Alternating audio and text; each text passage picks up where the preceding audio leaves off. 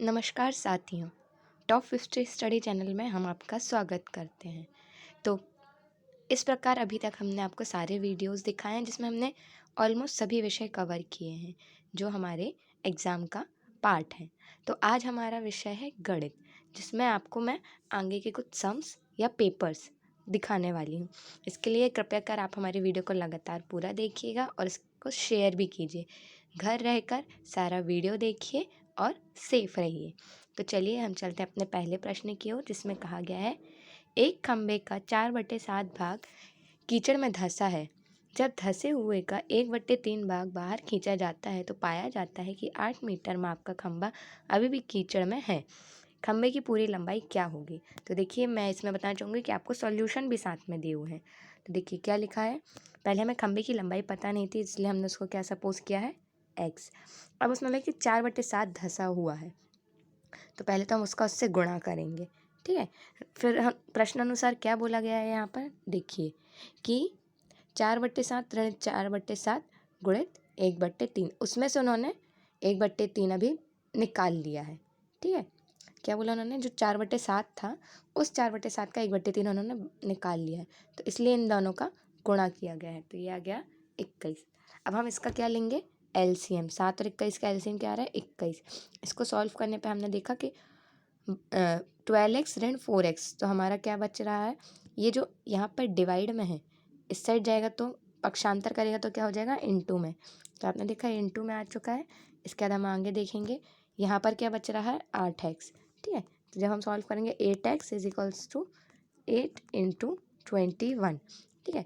तो जब 8 से 8 कैंसिल हो सकता है तो x is equals to 21। Total खंबे की लंबाई क्या है, 21। तो हमारा करेक्ट आंसर क्या है, ए।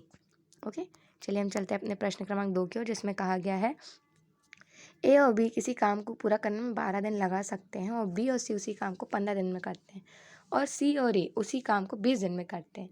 तो ए अकेला उसी काम को कितने दिन में पूरा करेगा?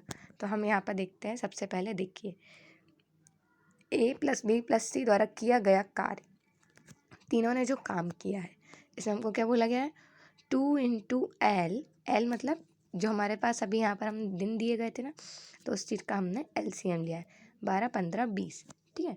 अब हमने यहाँ पे क्या लिखा है, जिसका फॉर्मूला है कभी भी किसी काम को निकालना हो प्रति व्यक्ति के लिए, ठीक है, तो हम क्या करेंगे, ये हमेशा फॉर्मूला रहता है, इस फॉर्मूले को आप अपने पास लिख लीजिए। LCM हमारा निकला है इन तीनों का मिला के 60, और जब हमने इस पूरे को सॉल्व किया, देखिए 5 4 9, 9 3 12, तो 2 गुणे 60 × 12, तो 12 कम 12, 12 पंचे 60, 5 दूनी 10, तो ये क्या आंसर आ गया, 10 दिन।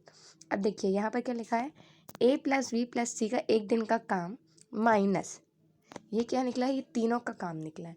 अब उन्होंने, ये हमने तीनों का काम निकला, ऋण ए प्लस बी का एक दिन का काम इज इक्वल्स टू, अगर हम उसमें से ऋण कर देंगे तो हमें अकेला ए का काम मिल जाएगा, ठीक है।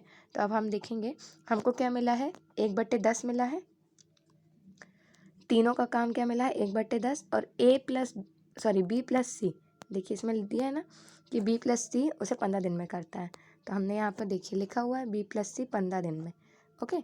तो इनको हमने ऋण किया है, तो हमारा आंसर है 1/30। तो ए अकेला है जो उस काम को कितने दिन में पूरा करेगा, 30 दिन में, ओके। तो इसका करेक्ट आंसर है सी, ओके।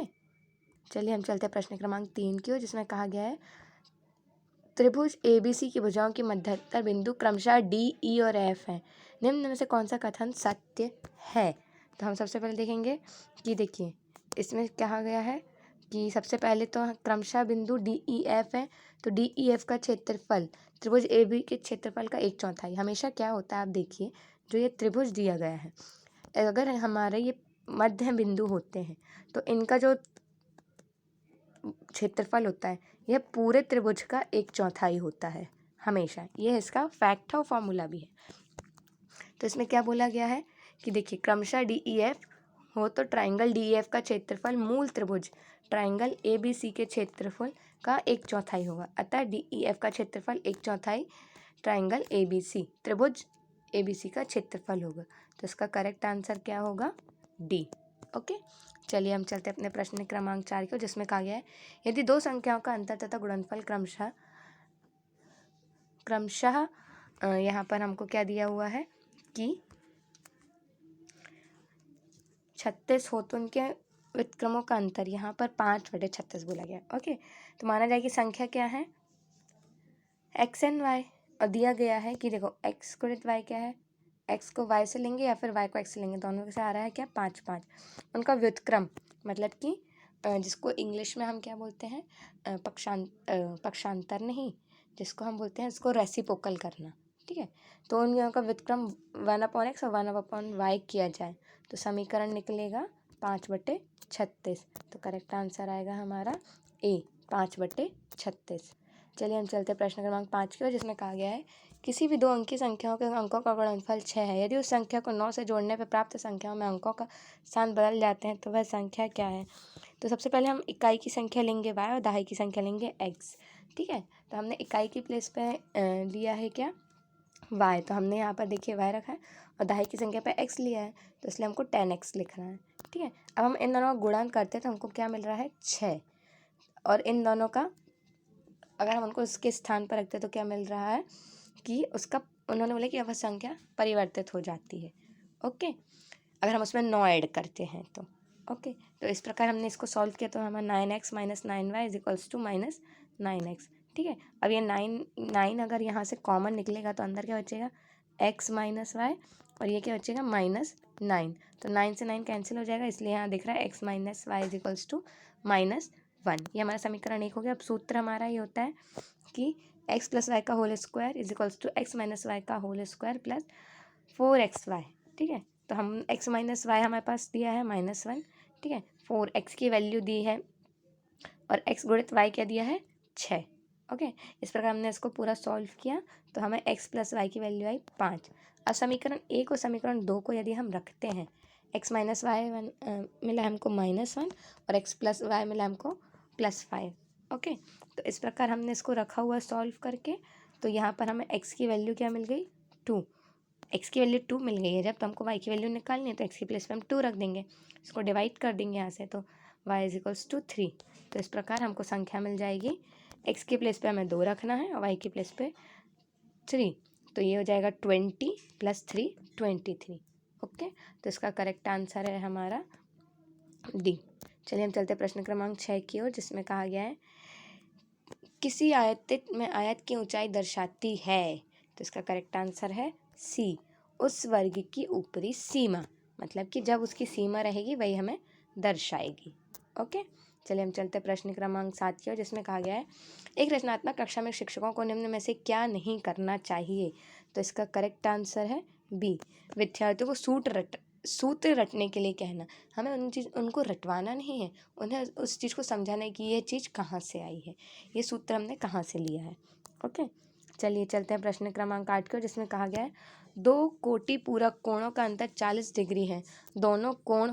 इसका करेक्ट आंसर है सी। चलिए मैं आपको बताती हूँ कि इसका करेक्ट आंसर सी कैसे हुआ है। देखिए, हम कह सकते हैं कि पहला कोण हो गया क्या x, और दूसरा क्या हो गया 90 माइनस एक्स। ठीक है, अब उन्होंने बोला अंतर कितना है 4, तो x ऋण 90 minus x is equals to 40। इसके बाद देखिए, अगर हम ब्रैकेट खोलते हैं तो ये 90 हो जाएगा और ये माइनस माइनस प्लस हो जाएगा, तो ये 2x हो जाएगा। ये -90 है, अगर हम इसका पक्षांतर करेंगे तो +90 हो जाएगा, तो 90 धन 40 कितना हो जाएगा 130। ओके, अब हम x की वैल्यू निकालेंगे तो 2 पक्षांतर करेंगे तो बचेगा क्या 65। ओके, तो अब हम देखेंगे जब हमें x की वैल्यू मिल गई है तो दूसरा कोण क्या होगा, हम 90 में से 65 घटाएंगे तो क्या मिलेगा 25। इस प्रकार कोण क्या हुए 25 और 65। चलिए हमारा प्रश्न क्रमांक 9 है 1,21,012 को 12 से भाग देने पर शेषफल बचता है, तो इसको तो हम खुद ही सॉल्व कर सकते हैं, तो इसका करेक्ट आंसर है डी। ओके, इसका शेषफल बचेगा 4। प्रश्न क्रमांक 10, जिसमें कहा गया है किसी विद्यार्थी में निम्न में से क्या आंकना चाहिए, तो करेक्ट आंसर है डी अवधारणा ना समझने पर भी प्रश्न ना पूछने की प्रवृत्ति। अगर उसे समझ में नहीं आ रहा है और वह प्रश्न नहीं पूछा है, मतलब कि उसको चैप्टर या टॉपिक क्लियर नहीं है। ओके, ना चलते हैं प्रश्न क्रमांक 11 की ओर, जिसमें कहा गया है अधिकतम और न्यूनतम प्रेक्षण का अंतर कहलाता है, तो क्या कहलाता है, इसका करेक्ट आंसर है सी परिसर, अर्थात अधिकतम और न्यूनतम प्रेक्षण का अंतर परिसर कहलाता है। सबसे चलिए हम चलते प्रश्न क्रमांक 12 की ओर, जिसमें कहा गया है सबसे छोटी अभाज्य संख्या। तो इसका करेक्ट आंसर है ए, क्योंकि ए सिर्फ खुद से डिवाइड हो सकते हैं और 1 से, तो ये सबसे छोटी है, ये सब तो उनसे बड़ी होती जा रही है, इसलिए करेक्ट आंसर है ए। चलिए हम चलते प्रश्न क्रमांक 13 की ओर, जिसमें कहा गया है किसी संख्या के 3/4 का 2/3 24 के बराबर है, तो उस संख्या का 1/4 क्या होगा। तो पहले हम तो संख्या मान लेंगे x, उसका जो 3/4 मतलब गुणन है वो 2/3 के हिसाब से 24 है। ठीक है, तो हम सबसे पहले तो ये सब गुणा करेंगे। ये देखिए हम इसको क्या कहते हैं, रेसिप्रोकल कर रहे हैं। तो 24 गुणित 4 गुणित 3 भाग में आ जाएगा ये 3 गुणित 2, क्योंकि जो डिवाइड है वो मल्टीप्लाई में चला जाएगा और जो मल्टीप्लाई है वो नीचे डिवाइड में आ जाएगा।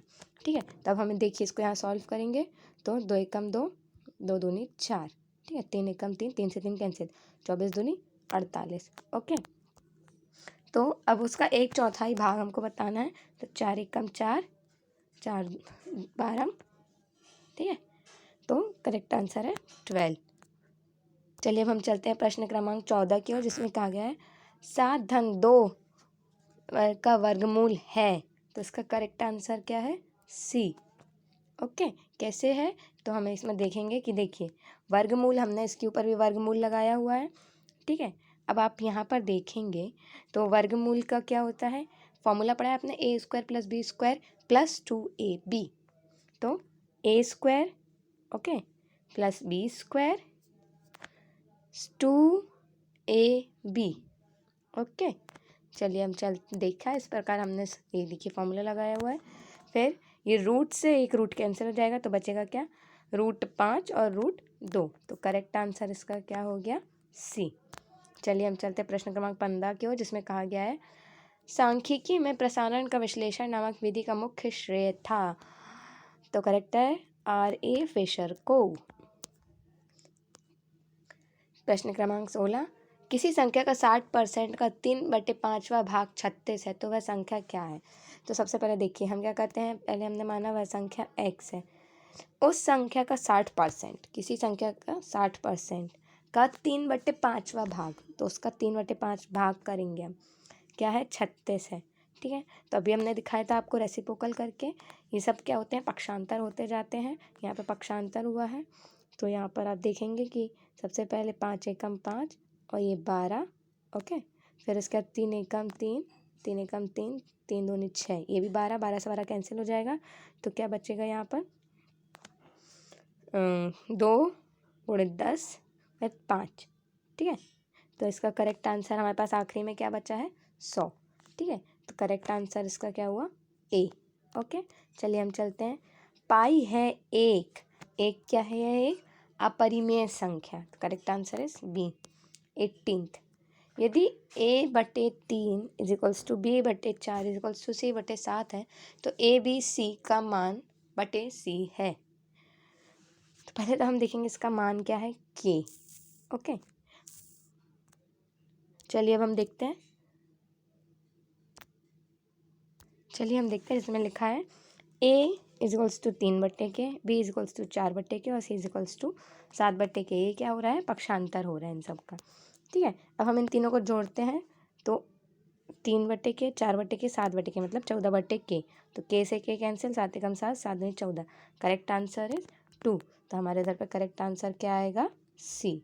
ओके, चलिए हम चलते हैं अपने अगले प्रश्न क्रमांक 19 की ओर, जिसमें लिखा है 378 गुणित 256 गुणित 459 गुणित 312 गुणनफल में इकाई का अंक होगा। अब इसका करेक्ट आंसर है डी, 4। चलिए हम आपको बताते हैं कि इसका करेक्ट आंसर डी कैसे है।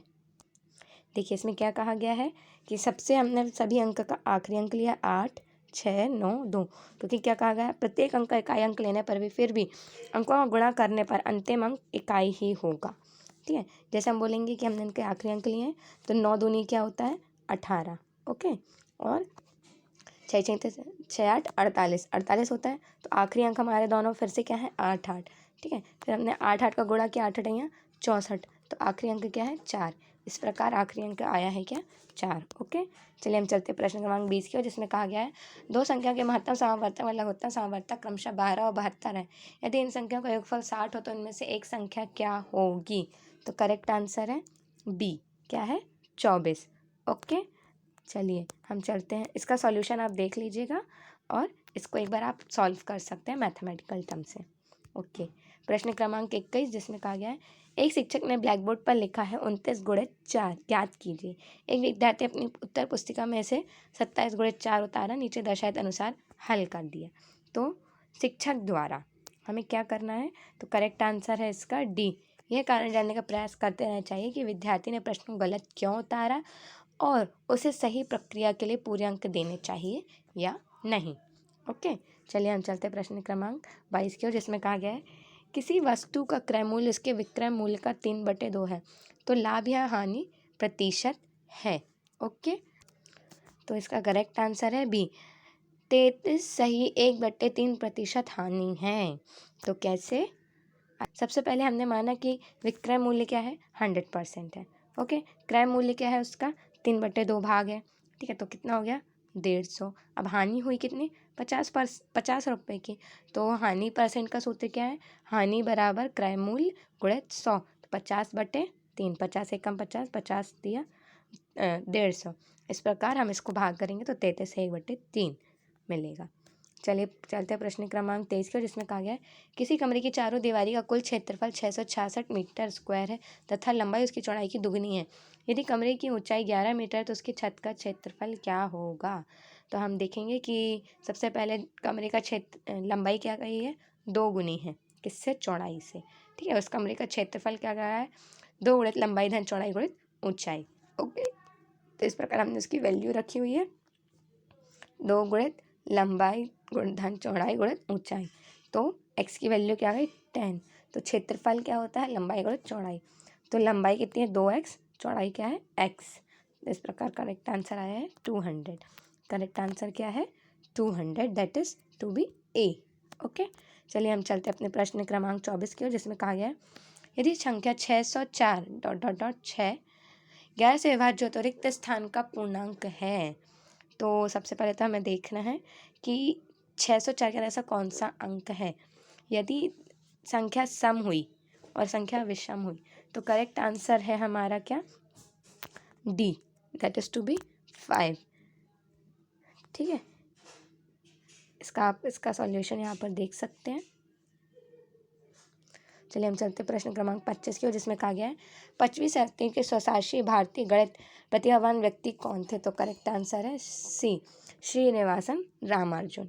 ओके, दो संख्याओं में बड़ी संख्या का दुगुना छोटी संख्या की 5 गुने से 3 ज़्यादा है तथा बड़ी संख्या के 4 गुने तथा छोटी संख्या के 3 गुने का योग 71 है, वे संख्याएं क्या हैं। इसका करेक्ट आंसर है सी, 14 और 5। ठीक है, आप इसका सॉल्यूशन देख सकते हैं, मैं आपको दिखाना चाहूँगी। ये देखिए यहाँ पर, जिसमें हमें जो इक्वेशन बनाने बोली थी कि ये हमने यहाँ पर दोनों इक्वेशन बनाई हुई हैं। उसके बाद उसको सॉल्व किया है, जिसमें हमें y की वैल्यू क्या मिली है 5। उसके बाद समीकरण 1 से हमने x की वैल्यू निकाली है, जिसमें हमें x की वैल्यू क्या मिली है 14। ओके, चलिए हम चलते प्रश्न क्रमांक 27 की ओर, जिसमें कहा गया है 5 सेंटीमीटर भुजा वाले एक घन में सभी फलकों पर रंग लगाया जाता है।